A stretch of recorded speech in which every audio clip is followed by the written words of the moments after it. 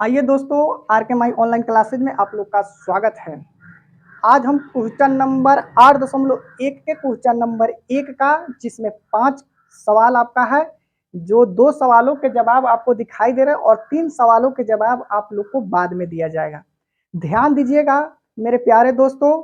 आज जो है 8.2 का मैं क्वेश्चन जो सॉल्व करा रहा हूँ, जो बहुत अच्छी तरह से इस क्वेश्चन को कैसे डील किया जाता है पूरा बेसिक के साथ आप लोग को हम बताएंगे।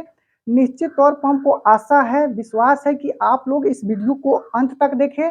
निश्चित तौर पर आप लोग को ये समझ में आएगा और देखा जाए से 10th क्लास के विद्यार्थियों के लिए काफ़ी महत्वपूर्ण, काफ़ी अच्छा जो साबित होगा, हमको ऐसा विश्वास है। अगर वीडियो अच्छा लगे तो आप लोग वीडियो को सब्सक्राइब करना भूलिएगा नहीं। तो आइए दोस्तों, हम लोग चलते हैं अगला क्वेश्चन के तरफ। ध्यान दीजिएगा। हम लोग जानते हैं, अभी पिछले वीडियो में हमने 8.2 का सूत्र का एक सटीक अच्छा ट्रिक जो बताए हैं, जो आप लोग एक बार उस वीडियो को देख लीजिएगा तो निश्चित तौर पर वो पूरे के पूरे सूत्र आपको निश्चित तौर पर समझ में आ जाएगा। तो ध्यान दीजिएगा, यहाँ पर साइन 60 का मान हम लोग क्या जानते हैं, √3/2 जानते हैं। क्या जानते हैं? √3/2। यहाँ पर जो है इंटू का चिन्ह है, तो यहाँ पर हम लोग गुना के चिन्ह देंगे।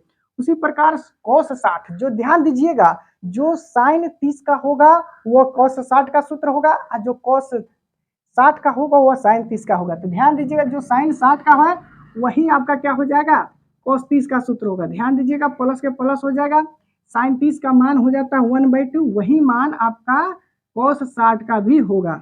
अब इसके बाद हम लोग क्या करते हैं, सबसे पहले हम लोग √3 में √3 से गुना करते हैं तो √9 होता है, ठीक ना। और √9 का वर्गमूल क्या है, 3 होता है। अच्छा, ऐसे भी हम लोग कर सकते हैं, जब सेम जो हो, जैसे √3 में √3 से गुना करेंगे तो √3 का स्क्वायर होगा, स्क्वायर हटाते तो हम लोग रूट खत्म हो जाता है। तो उसके आधार पर हम क्या लिख सकते हैं, यहाँ पर 3 लिख सकते हैं। यहाँ 2 में 2 से गुना करेंगे तो मेरा क्या हो जाएगा, 4 हो जाएगा। उसी प्रकार यहाँ पर 1 में 1 से जब हम लोग गुना करेंगे तो 1 होगा, और 2 दूना क्या होगा, 4 हो जाएगा। अब उसके बाद हम लोग क्या करते हैं, इसको बाटा का जोड़ करते हैं, तो 4 और 4 का लघुत्तम मेरा 4 आ जाता है, और 4 में 4 से भागा देंगे तो 1 मरतबे कटेगा, और उसी 1 में हम लोग क्या करते हैं, ऊपर में गुना करते हैं। तो 1 में 3 से गुना करेंगे तो क्या होगा, मेरा 3 ही होगा। उसी प्रकार 4 में 4 से भागा देते हैं तो 1 मरतबे करता है, और 1 में क्या करते हैं, 1 से गुना करते हैं तो 1 ही होता है। तो यहाँ पर देखा जाए 3 1 क्या हो जाता है, आपका 4 हो जाता है, 4/4। तो ये मेरा क्या हो गया, 1 हो गया। यही मेरा आंसर हो गया। देखिए कितना आसान है। अब यहाँ पर देखा जाए, यहाँ पर 2 गुने tan 45 का मान हम लोग जानते हैं कितना होता है, 1 होता है। तो 1 का स्क्वायर कर देंगे, और उसके बाद में हम लोग क्या करेंगे, cos 30 का मान। तो cos 30 का मान किसके मान के बराबर होता है, sin 60 का मान के बराबर होता है। तो cos 30 का मान हम लोग जानते कितना है, √3/2 जानते हैं। इस पर स्क्वायर है तो स्क्वायर हो जाएगा। और यहाँ पर देखिए दोस्तों, यहाँ पर sin 60 है, तो हमने बताया था कि जो cos 30 का मान होता है वही तो sin 60 का मान होता है। तो चलिए उतना ही मान हम यहाँ पर भी लिख देते हैं, ठीक है। हम इस मैथ को देख पा रहे हैं, अच्छा तरह से समझ सकते हैं।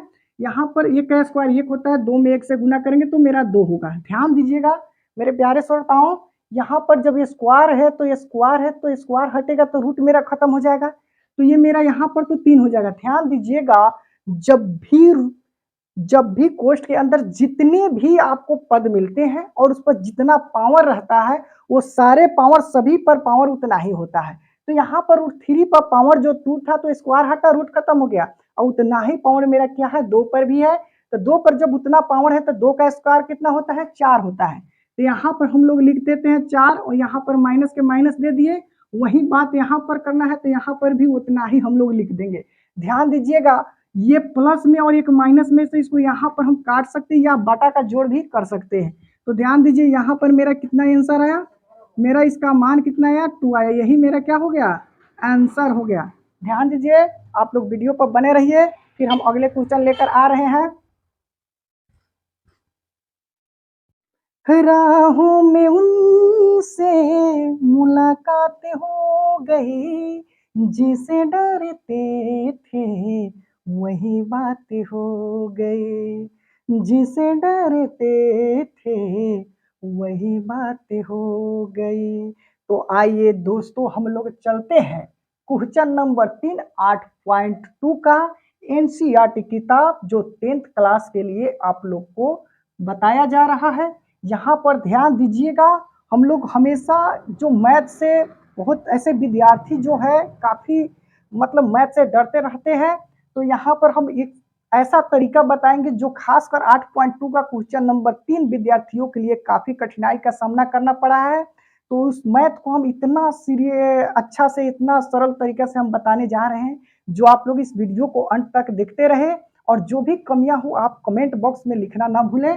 आइए दोस्तों हम लोग देखते हैं यहाँ पर cos 45 का मान क्या हो जाता है √2 हो जाता है, 1 क्या हो जाता है √2 हो जाता है। उसी प्रकार दोस्त हम लोग जानते हैं sec 30 का मान होता है 2/√3, क्या होता है 2/√3 प्लस के प्लस आ गया और cosec 30 का मान जो है आपका कितना हो जाता है 2 हो जाता है। ध्यान में दीजिएगा मेरे प्यारे श्रोताओं, यहाँ पर ध्यान दीजिएगा ये पूरे फार्मूला आपको वीडियो नंबर 1 में जो है आपको बताया जाएगा, जो आपको प्ले लिस्ट में त्रिकोणमिति के 8.1 से लेकर 8.4 तक आपको पूरा प्ले लिस्ट में मिलेगा।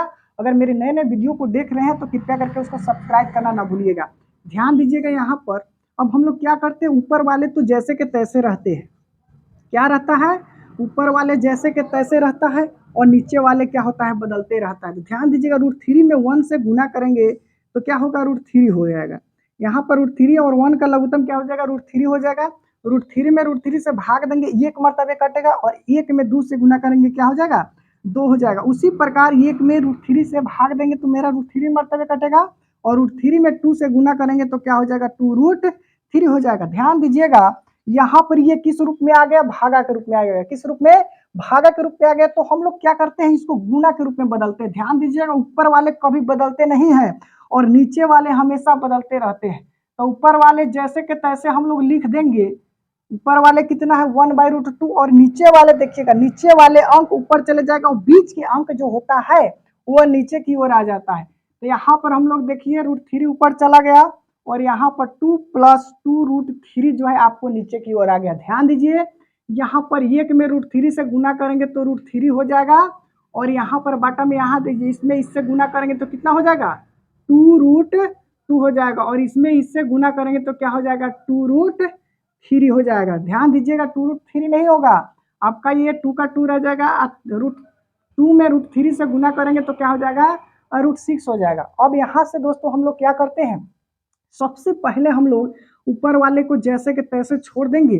अब यहाँ पर देखा जाए दोनों में ये आपको क्या दिखाई दे रहा है 2 दिखाई दे रहा है। तो 2 को हम लोग कॉमन ले लेंगे, क्या करेंगे कॉमन ले लेते हैं। तो यहाँ पर मेरा 2 जब निकल जाता है, ध्यान दीजिएगा यहाँ पर थोड़ा सा हम परिवर्तन करना चाहेंगे क्योंकि जो प्लस में है हम यहाँ लिखे चाहे वहाँ लिखे कोई प्रकार कोई दिक्कत नहीं होगा, बशर्ते उसको वैल्यू में कोई परिवर्तन नहीं होना चाहिए, ठीक है ना।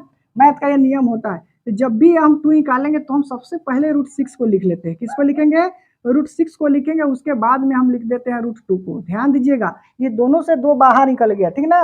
सबसे पहले हम √6 के लिखेंगे, उसके बाद हम लोग क्या कर लेंगे √2 को लिखेंगे। अब इसको हम लोग दोस्तों क्या करते हैं परिमेयकरण करते हैं। परिमेयकरण का मतलब क्या होता है अपने विपरीत वाले चिन्ह से क्या करता है बदलता है। जैसे में प्लस रहेगा तो माइनस में ऊपर नीचे उतना ही संख्या से हम लोग गुना करेंगे और जब माइनस में रहेगा तो उतना ही संख्या से हम लोग क्या करेंगे प्लस में गुना करेंगे। तो आइए दोस्तों हम लोग देखते हैं ये क्या है आपको प्लस में है, क्या है प्लस में है तो हम लोग इतना ही संख्या से क्या करते हैं माइनस में गुना कर देते हैं। क्या करते हैं माइनस में गुना कर देते हैं। ध्यान दीजिएगा यहाँ पर अब इसमें इससे गुना हो जाएगा, इसमें इससे गुना होगा। ध्यान दीजिएगा जब √6 में √3 से गुना होगा तो आपको क्या हो जाएगा 6 तिरका हो जाएगा आपका 18 हो जाता है। ध्यान दीजिए यहाँ पर अब जब इसमें गुना करें √3 से √2 में गुना करेंगे तो क्या हो जाएगा √6 हो जाएगा। यहाँ पर ध्यान दिया जाए जब भी एक ही पद दोनों में सेम रहता है, जैसे में √6 + √2 उसी प्रकार √6 - √2 अगर एक प्लस में हो एक माइनस में हो तो वर्गों का अंतर हो जाता है। वर्गों का अंतर का मतलब हो जाता है a² - b² का सूत्र पर बैठता है, ठीक है ना। तो यहाँ पर देखा जाए एक प्लस और एक माइनस में है तो a² अब माइनस क्या हो जाएगा b² हो जाएगा। ध्यान दीजिए यहाँ पर √18 का वर्गमूल क्या होगा, √18 का वर्गमूल क्या होगा इसको हम लोग सबसे पहले क्या करेंगे अभाज्य गुणनखंड कर लेते हैं। तो 2 × 9 = 18 हो जाएगा, 3 × 3 = 9 हो जाएगा। ध्यान दीजिएगा रूट का वर्गमूल में क्या होता है जब भी हम लोग अभाज्य गुणनखंड करते हैं तो अभाज्य गुणनखंड के पश्चात जो भी जोड़ा अंक मिलता है तो जोड़ा अंक मिलता है वह रूट के बाहर आ जाता है, जिसका जोड़ा नहीं मिलता है वह क्या हो जाता है रूट के अंदर हो जाता है। क्या हो जाता है रूट के अंदर हो जाता है। उसी प्रकार यहाँ पर देखा जाए √18 को वर्गमूल आपका हो जाता है 3√2 हो जाएगा। कितना होगा? 3√2 होगा। और यहाँ पर √6 का √6 हो जाएगा। ध्यान दीजिएगा, यहाँ 2 का 2 रहेगा और स्क्वायर हटेगा तो क्या होगा? रूट खत्म हो जाएगा। तो यहाँ पर आपको क्या हुआ? 6 हुआ। अब उसके बाद क्या है? यहाँ पर भी वही बात है। क्या है? जब भी स्क्वायर हटेगा रूट खत्म हो जाएगा तो यहाँ पर आपको हो जाएगा 2। देखिए मेरे प्यारे श्रोताओं, बहुत इजी, बहुत आसान है, आप लोग को निश्चित तौर पर समझ में आता होगा। यहाँ पर देखिए √3√2 माइनस √6 बाटा कितना हो जाएगा? यहाँ पर देखा जाए 6 में से 2 घटेगा तो कितना होगा? मतलब 6 में से 2 घटेगा तो कितना होगा? 4 होगा। ध्यान दीजिए यहाँ पर। और यहाँ पर क्या हो जाएगा? 3√2 का 3√2 हो जाएगा और √6 हो जाएगा। यहाँ पर 4 दूना 8 हो जाएगा। यही मेरा क्या हुआ दोस्तों? आंसर हुआ। क्या हुआ?